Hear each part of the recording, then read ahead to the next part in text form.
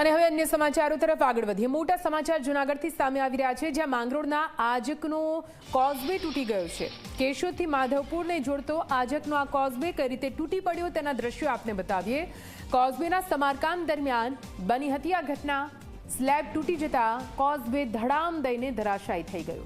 Causeway સાથે કેટલાક લોકો નીચે પણ પડ્યા હતા। જો કે સદનસીબે કોઈ જાનહાનિ નથી થઈ, કેમ કે આ કોઝવેની હાઈટ એટલી વધારે નહોતી કે નીચે પડવાથી કોઈનું મૃત્યુ થાય, પણ ઇજાગ્રસ્ત લોકોને હાલ તો સારવાર આપવામાં આવી રહી છે।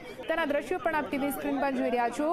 ત્યાંના સ્થાનિકે આ દ્રશ્યો પોતાના કેમેરામાં કેદ કરી લીધા છે। આખરે કેવી રીતે આ કોઝવે ધડામ દઈને પડી ગયો તેના દ્રશ્યો છે। બે અલગ અલગ દ્રશ્યો આપ ટીવી સ્ક્રીન પર જોઈ રહ્યા છો। જૂનાગઢના માંગરોળમાં આવેલો આજકનો આ કોઝવે જે કઈ રીતે તૂટી પડ્યો છે આપને જણાવી દઈએ।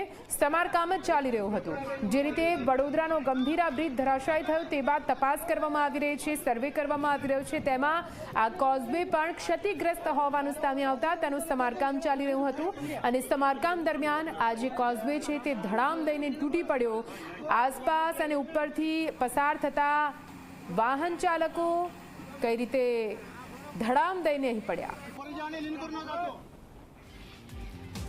તો જૂનાગઢનો આ કોઝવે તૂટવા મુદ્દે કલેક્ટરની પ્રતિક્રિયા સામે આવી છે। કોઝવે તૂટ્યો નથી, પરંતુ તોડવામાં આવ્યો હોવાનું કલેક્ટરનું કહેવું છે। કોઝવે પહેલા જ વાહન વ્યવહાર માટે બંધ કરવામાં આવ્યો હતો।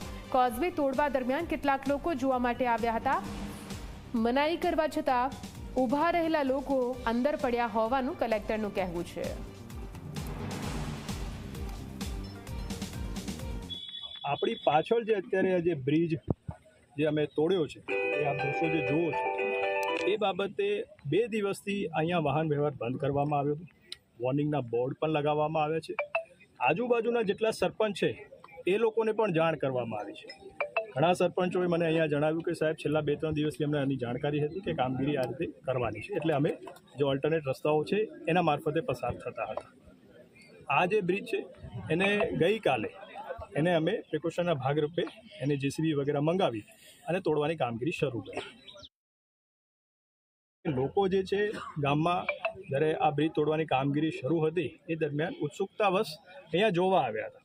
અમારા જે એસઓ હતા, એન્જિનિયર હતા, એમને લગભગ 3 થી 4 વાર વોર્નિંગ પણ આપી હતી કે ભાઈ આ બ્રિજ તૂટવાની કામગીરી ચાલુ છે, કોઈને ઈજા ન થાય એના માટે આપ પાછળ ખેંચી જાઓ, પણ અનફોર્ચ્યુનેટલી એ લોકો ત્યાં ઊભા રહ્યા અને જ્યારે એક સ્લેબ એનો તોડ્યો ત્યારે જેસીબી છે એનું બેલેન્સ થોડું ગડબડાયું અને જે લોકો ઊભા હતા એના બેલેન્સ ગડબડાવાના લીધે એ લોકો અંદર ગયા। પણ સદનસીબે આ ઘટનામાં કોઈ જાનહાનિ નથી, કોઈ ઇન્જરી નથી।